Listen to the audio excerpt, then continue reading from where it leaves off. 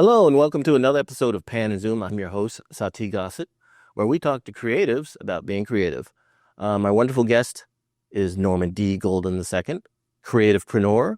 He's a man about town, and I can't wait to hear what he has to talk about. I wanted to talk to you in the particular vein of your experiences being a child actor and just that whole world, how you got into it, what influenced you, you started at the age of 9, am I correct? No. As far as your big break, but I know you did print and commercials before then. But what gave you the bug to get into the field? Yeah. So let's talk about this because a couple of things. So I actually got my start at the age of 6 and never did print, but I did commercials. So when I started, just a minor correction here. Oh, that's fine. For the record. So I started at 6 and I did, it was 3 commercials before I got my big break at the age of 7, which was Cop and a Half. And that came out when I was, I shot it when I was 8 and then it was released when I was 9. Okay. Yeah. So that's probably where you got the timeline. But, yeah, man, I started, interestingly enough, just curiosity of seeing, family shows and watching, the kids, as a family, I would watch family shows, obviously, with my family. And so, I would see the kids and, on those shows. And I was aware enough to know that, okay, this is not real, but whatever those kids are doing, it seemed like it was a lot of fun and it was interesting, intriguing, fascinating. So, I was bugging my parents like, hey, I want to do what those kids are doing. And, it's some point they're like, cool, like do that, dream. My parents were phenomenal in terms of like supporting, my siblings and our goals and all that. And so they're like, yeah, sure. And I'm sure in their mind, they shared later, it's like, okay, one day, you want to be an actor and probably tomorrow you want to be a fireman or I don't know, gynecologist, maybe. Anyway, the point is, hey, let kids dream. Yeah, you may want to do something today, and tomorrow you might want to do something else because you never know. But my focus was acting. Like I saw that, and I wanted to do that, and just kept bugging them. And so they're like, all right. And then so what happened was actually my auntie had gotten her son into some commercial workshops. This is where the commercial piece work comes in, and she was talking to my mom and said, well, Norman is, he could probably do this because he's got that, he's precocious, he's got that like theatrical thing. And, of course, your mom and dad were kind of leery because they didn't know anything about the business and all this was kind of new. And so she finally convinced my mom to at least let me try the workshop. And so when I did the workshop, it was about a month and a half, I think. Interestingly enough, it was here in LA. I wasn't living here in LA. I was living in Charlotte, North Carolina at the time. My family had to move there because of my dad's job. He was transferred. And so way across the country. But because he worked for the airline, we were able to travel. The workshops were every Wednesday. So we would travel here. After school, I'd come here, and because of the time difference, I would be able to get here in time for the workshop. And then we would do the workshop and then take a red eye back to North Carolina so that I can go to school the following, the following day. We did that like 6 weeks? We did that for like 6 weeks. And so at the end of the commercial, the workshop, there were some agents and managers and stuff. Because they would have like a showcase. Yeah. To show skills that you built up. Exactly. And I had to write like either a commercial or a PSA. I chose a PSA on reading. Okay. So that's another part of a big passion of mine is education. And so I did a PSA and they were blown away. I had 3 of I think it was like 4 agents there, 3 of them wanted to sign me. There was a couple of managers that were like, he's mine. No, he's mine. The whole bidding war thing. And so that's kind of how everything, How did you feel about that whole process? I mean, being a 6-year-old, like I was so excited to be in the element of creativity, right. And for me, it felt like, actually, funny thing is after, I got signed to my agency and I started auditioning and all of that, I actually considered auditioning work. And so I would go in to audition, I would get called in, and, it was, the auditions were coming back to back to back. I was fairly new in the industry. So, I was being seen by a lot of casting directors or whatever. And so one day I told my mom and dad, I was like, Mom and Dad, I'm really working, huh? And so they were like, well, I mean, you are technically, because, you're doing the work for the auditions, but not yet some. But they never said, well, no, they're just like, yeah. Right. So in my mind, I always thought that was work. But yeah, it was an interesting course, It was interesting to say that because I'm sure Bryan Cranston is from Breaking Bad, and he talked about his whole context of auditioning changed when he said, my job is to just do the audition, not get the job, just do the audition. And the results are out of my control. Yeah. So for you, it's like, I'm just doing the work, doing these auditions. Did you have any sense of being rejected, or just because you booked a probably how long did it take before you started booking work? It took a while, actually. And interestingly enough, like, my agents were getting kind of antsy, like agents do when they sign someone and they don't book. They're like, okay, well, is it the headshots? Is it so apparently my mom had a conversation with the agents, and they're like, well, he's not really booking. We don't know what's going on. And, it wasn't because I didn't have the talent or I wasn't, getting the opportunities. It just, things take time. And so there was just a period where, of course, for me as a kid, none of that crossed my mind, because I'm like, I'm just in my element. So it was kind of at that. It's kind of good though. Yeah, it was really good because if you're in your head and you know what's going on and I'm not getting the work, exactly, like, I must not be good. But yeah, your agent got the black mom conversation. But pretty much, I mean, my mom, because she didn't really know, or my mom and dad didn't really understand what they were saying, what they were talking about. And so at some point, she's like, if this is for him, he'll book. And if it's not, then this was an experience, and, he can do this stuff when he gets older if he still wants to do it. We're trying to support, but we're not going to get caught up in the politics of if he's booking or if he's not or whatever. And interestingly enough, after that conversation, I started booking some commercials, and so things started to kind of flow the way that they needed to. And then bam, actually True Colors happened, which was a guest spot on True Colors, which is a TV show that was during the early 90s. Actually became a series regular, but then the show was canceled. So a whole nother story. And then Cop and a Half. And then everything else after that. Well, I guess my question is, I guess Cop and a Half is considered your big break because you're sharing the screen with an icon, Burt Reynolds. Yeah. Henry Winkler, the Fonz is directing.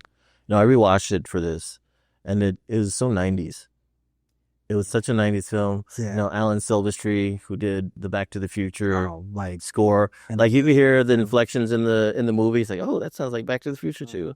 And just all the vernacular. And then you have all these wonderful character actors, like from Goodfellas, and this guy say, oh my God, these guys are in there. But, and you were 7 at the time when you were on there? Filming, I was 8. Filming, you were 8. Yeah. So can you talk about that experience of just working with these, like Burt Reynolds? How was he? Because a lot of people would be like, oh my God, I'm so nervous. Were you cognizant of his stature as who he was, or? No, I wasn't. And that was probably that was the best thing that could have happened. Did he remind you of who he was? Actually, he didn't. Oh. And that was good that he didn't. I think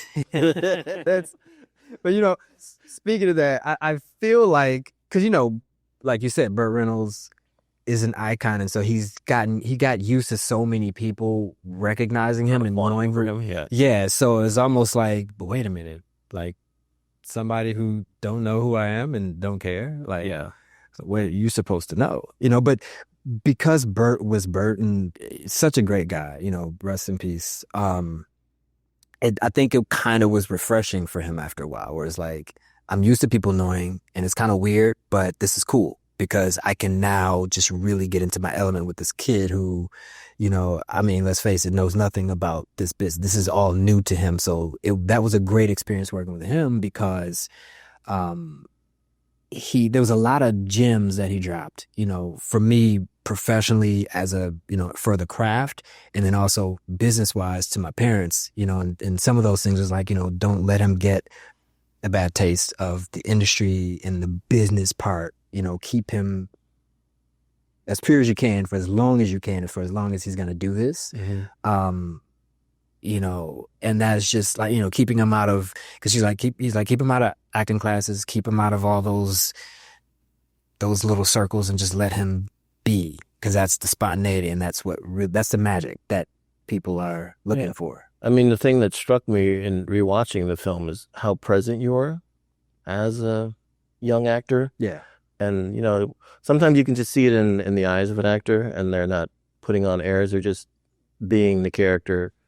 And, by being present, you're able to react. But then with filming, where you have to do take after take after take. Yeah. Was it just like, oh, let's do it again? Or what was your approach to like line memorization and rehearsal and learning about blocking? Line memorization, I'll start with that one. That's actually interesting because I would read over, the scenes that we were going to do, look at the call sheet for the next day, and memorization was nothing for me. I mean, actually still, I think that's something that I've just kind of developed over time. As far as blocking and all that stuff, it's interesting being in a Black household. It's like, hey, you do what you're told. So if someone says, stand over here, it's like, okay. And I was, obviously was raised, I mean, it's half joking. Like I was raised with, respect. And so if an adult gives you direction, I mean, obviously within reason you do it. So I remember hearing around the set, like, wow, he's so memorable. He's so like, he's such a great, I always got the praise, or if you say the compliment of being easy to work with because I follow directions, hit my marks, all of that. And that, obviously that comes the gig. That's half the gig. Yeah. And a lot of that comes from, my upbringing. And so then when you turn on the cameras and it's time to, I had that. And so it was just like, okay, we can deal with this kid. Yeah. It's interesting that he advised to stay out of acting classes. Is that, a fear of developing bad habits? I think it was more a fear of harming the spontaneity the naturalness that I had. Instilling a sense of doubt into, because acting is living, it's not acting. Exactly. And here's the thing, like, because, Burt Reynolds actually had an acting school, so, and as I've grown, like, I'm not adverse to acting school. I think that it's a good way to, stay in your craft. Like if you're not booking, to get in a class, you're around your peers and you're in your element. What you alluded to, or what you mentioned, what you said was spot on, is like, it does, you start, if you're not careful, you start to second guess yourself and you start to act because it's like, oh, well, what about this method and that method? And all of that stuff is good as a frame of reference. But when people really start to get into like, oh, well, I'm going to do it this way, you're acting instead of just being. Right. And like what you mentioned, the presence, that's the magic. That's really what people, that makes the difference between an actor that is like rehearsed versus someone that's just like, yeah. Because you can tell within the first like 30 seconds of like, okay, they're the part, or they're just saying the lines. And in particular, again, as a child actor, it's very rare to see that. And they say, well, he's an old soul, or he's beyond his years. Did you get that a lot? All the time. I used to get that, Yep. Yeah. Oh, he's an old soul. He's been here before. After the film was finished, what was the reaction for you kind of coming up? Were you kind of the new dog on the block? Kind of in demand? Yeah, you and your family deal with that. Well, I mean, on several fronts, life did change quite a bit.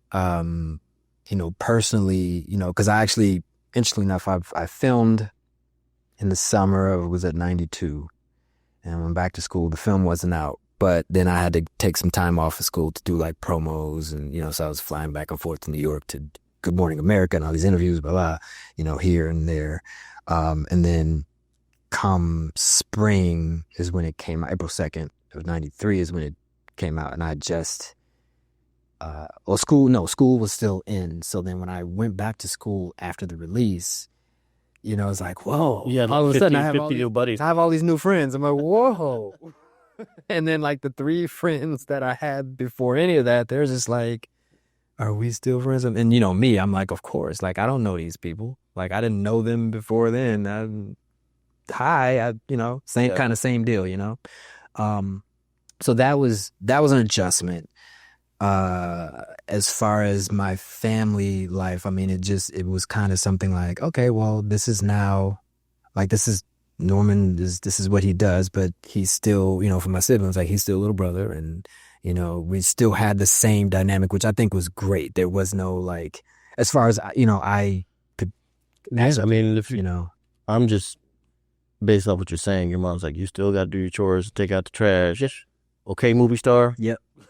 Yeah, she had this thing. She's like, because she would tell. I think she mentioned, because she tells this story sometimes, like when we talk just in general. She told Henry Winkler, because you know when we were on set, you know they would.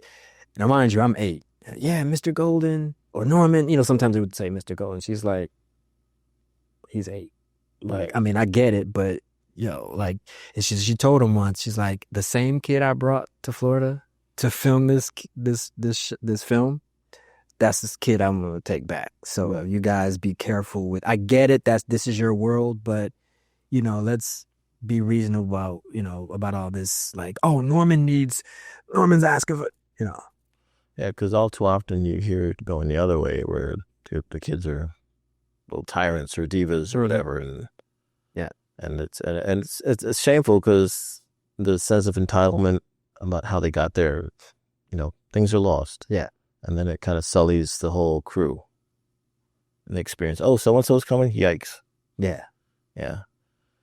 But, so the next thing, and you work with some really great people. You work with Ruby D. You work with Oprah. Mm-hmm. Gregory Peck. Yeah.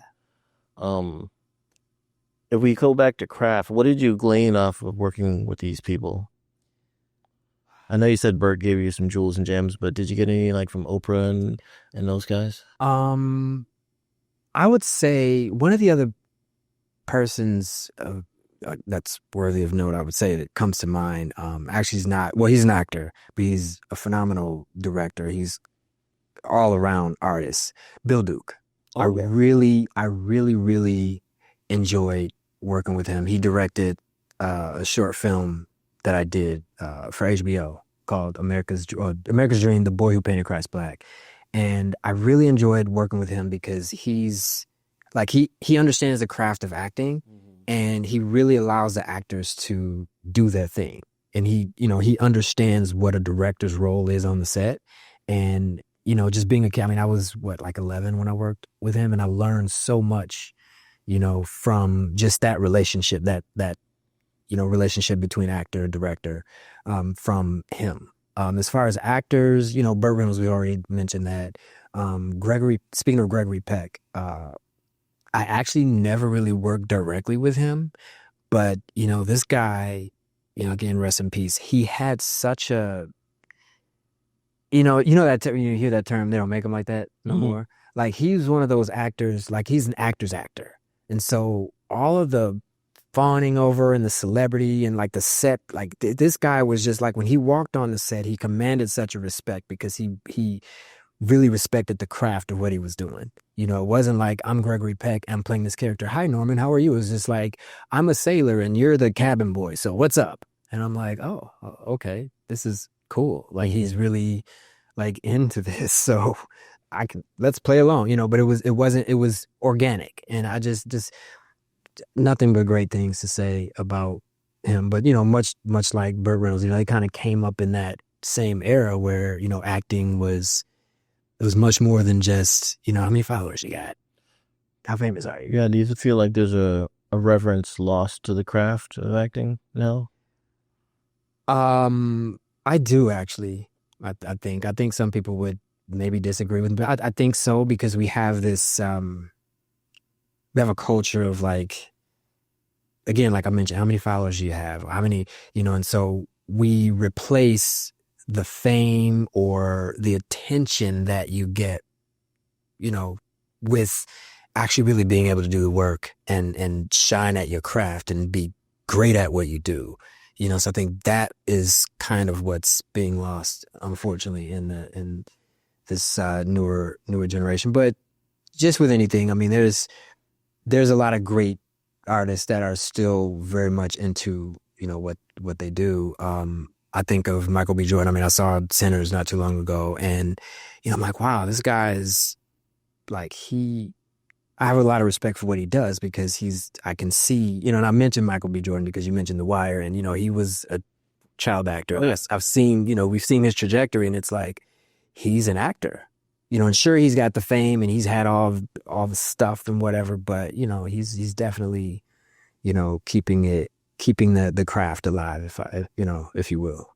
Yeah, everyone in that film was just kind of really put their foot in it, as they say, especially like Delroy, who sticks out to me, Delroy Lindo. Yes, for sure. Yeah, I agree with that one, 100%. So, in addition to acting, you've written and directed, you've done music. You went back to school. Can you talk about that a little bit? How the craft of acting is one thing, and then you've got, industry, business. There was a point in time where, I wasn't the cute kid anymore. And so things are, the shift happens from child actor to now, what are you going to do? And fortunately for me, it really was about the craft. So yeah, sure, I miss being on set, getting the character, going to the, one gig to the next, but I was able to find, like other passions and things that I really care about. And along that path, I've always cared about education. My grandmother was like, you're going to get an education. Yeah, you're doing the movies and that's good, baby. But you're going to get your education. You're going to go to college. You're going to get your degree. And so, though these are things that, my grandparents, along with my grandmother in particular, along with, my parents, that was something that I, to honor them, it's like, okay. And, myself, because it was important to me as well, to get those papers and, do some good in the community and use the influence that you do have to help other people. I mean, I know when I was reading over your bio, you were doing that since you were like 8 or 9 years old, doing charity. You went on a cruise, celebrity cruise. Mm-hmm. He's talking about the importance of reading and education and using your celebrity to encourage others. Yeah. Which is, I don't want to say it's not uncommon, but, and again, that kind of bellies to your maturity and how you were raised to pay it forward that way. Right. Yeah. I mean, speaking of that cruise, like we raised, I forget the actual amount, but I know it was something like either 5 or 7 million or something. That's great. Collective to for kids that needed, at the time, I think it was like, cancer, juvenile cancer and diabetes. There was a lot of things that medical field was trying to figure out in terms of how to treat children. And so, of course, my mom and dad, heard about that and was like, let's get him, and I'm like all for it because when I was in Florida, I actually had a chance to visit a cancer ward in the Children's Hospital. Yeah. And from that moment on, I'm like, wow, like I'm seeing kids my age with like hooked up to tubes and all that. And the crazy part about it is they're just smiling, right? Yeah. And I'm like, wow, this is like, I want to be able to do something to support my friends. Yeah. And so that's been part of the work that I've been doing for quite some time. I mean, like since, you have a very strong foundation familially, and you have children yourself. Yes. And, we're trying to mixing things up on Pan and Zoom. And we asked that, all our guests kind of share something about, a picture on the social media. And you brought this one up where you explain this picture, please. Yeah. So this picture, oh, wow. Yeah. This picture was taken my first Father's Day. And that's me. And you can barely see my little one. You see the little hand. I see you palming his head there. Yeah, her. Sorry. Yeah. So the significance of this picture is my first Father's Day, and this was taken in the hospital in the NICU. So she was born premature. Okay. 2 pounds 4 ounces. Oh wow. Yeah, little tiger. Now you couldn't even tell. She's like talking and doing her whole thing. So, yeah. I mean, I this is significant to me because I became a dad, and this is my first Father's Day, and she was in the hospital after she was delivered for 70 days. Oh, wow. And just that little spirit and seeing how, she was fighting every day, is just, she's my child, but that was an inspiration to me. And yeah, so this picture just kind of, it encapsulates like, wow, that I did all this stuff as a child actor and all this stuff, but this right here is probably one of my best, or the greatest achievements of, becoming a husband and a father. Yeah. I mean, I feel the same way about my kids. My picture's a little different. I'm holding all of them like a Heisman football in the Heisman pose. I don't know what that says about me. But so you're like the Heisman, I'm all gingerly, yeah. And you're like, hey. Yeah. So, if we talk about, that kind of context shift of becoming a parent, and you're kind of extrapolating, and we're all creative here. If you could sum up your life as a movie, what would it be? What would the title be? Or what kind of movie would it be? Oh, wow. I think it would be like, and this is just be off the cuff, man. That's the best. I could have a different answer by the time I go home, but it would be like an adventure movie, like Homeward Bound. Okay. You know how like something, the situation happens and then boom, the animals get lost, and now they're trying to find their way, and then they go through all these things, and through that they learn so much, but they finally found their way home, but their journey is like memorable. Yes. And I always teach like the journey is where it's at, not the destination. That's beautiful. And that's a wonderful segue, because we are out of time, sir. But I would like to thank you for coming on the show and sharing your wisdom. And hopefully the audience will be able to glean something about, your journey as a child actor and all your inspirations. And, just as an artist, to keep going and stay grounded. Yes, absolutely. Thank you. Thanks for having me, man. My pleasure. Thank you for tuning in for another episode of Pan and Zoom. And I'd like to thank my guest, Norman D. Golden II, creativepreneur, for gracing us with his presence and giving us some wonderful wisdom and some tidbits about his time in the craft and his journey as a family man, a father, and just an all-around good guy. Thank you. Mm-hmm. Appreciate that. So stay tuned for the next episode. And until then, keep on filming. Untouchable, uncrushable. Untouchable, uncrushable. Down, face down. You know the routine.